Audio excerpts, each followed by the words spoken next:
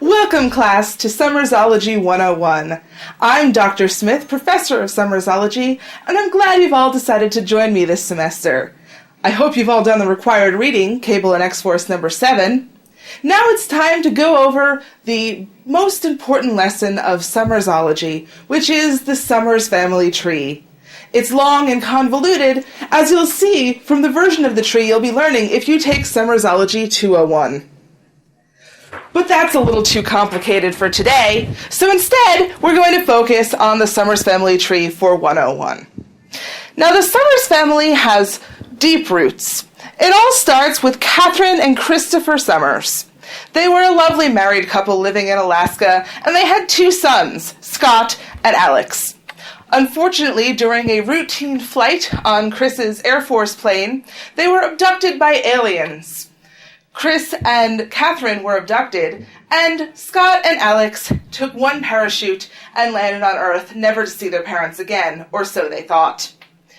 Catherine was unfortunately murdered by the Shi'ar, but not before she gave birth to a son, Gabriel, who later became the superhero/supervillain Vulcan.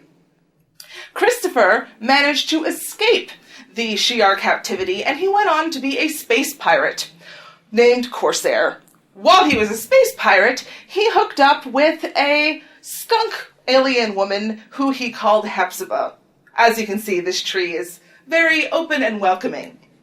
Now, down on Earth, Scott Summers was taken in by first a orphanage, then a man named Jack Winters, who was not a very good man, and finally by Professor Xavier, who used him to begin his X-Men team.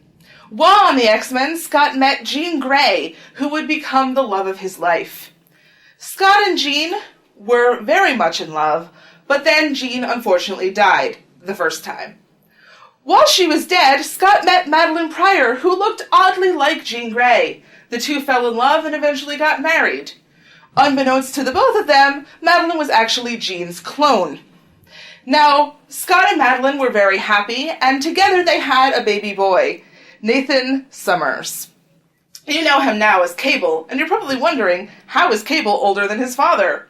Well, you see, when Scott and Madeline had Cable, soon after his birth, Jean came back from the dead. Scott ran off to find the love of his life back from the dead, and in the short time he was gone, Madeline became the Goblin Queen, and Nathan was sort of in the crossfire. Eventually, he contracted a techno-organic virus, necessitating Scott sending his infant son to the future with a future version of Rachel Summers, the daughter that he and Jean were going to have in a far future universe called the Days of Future Past.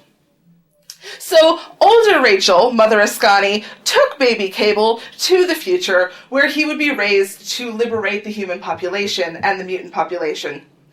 However, while in the future, a number of things happened. First of all, when Scott and Jean, who after Madeline's death became married themselves, went on their honeymoon, they were transported to the future into the bodies of Slim and Red Dayspring.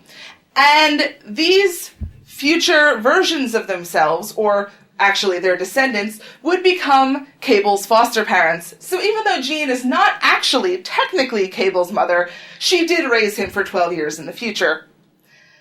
When Scott and Jean came back from the future to the day of their honeymoon, they knew all about what had happened to their son in the future, and they realized that Cable, someone who had recently come from the future and claimed to be this baby, was actually baby Nathan.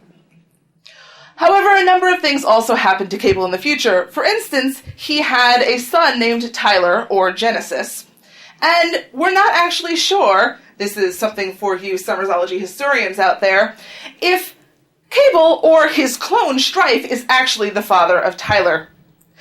Now there's one more member on this family tree that you may be wondering about, and that's Hope Summers. Despite all of the convoluted connections here, Hope is not actually a biological member of the Summers family. She was the first mutant born after M-Day, and she was prophesied to be the savior and messiah of mutant kind. When a former hero named Bishop tried to kill her, Cable took her with him to the future, and they ran and ran for years and years. Hope grew up as Cable's daughter, and so, for all intents and purposes, he is her father. And therefore, Scott is her grandfather, despite being younger than her adopted father. So as you can see, the Summers family tree is no laughing matter. It's an incredibly complex diagram, and I hope you've all been taking notes, because there will be a pop quiz tomorrow.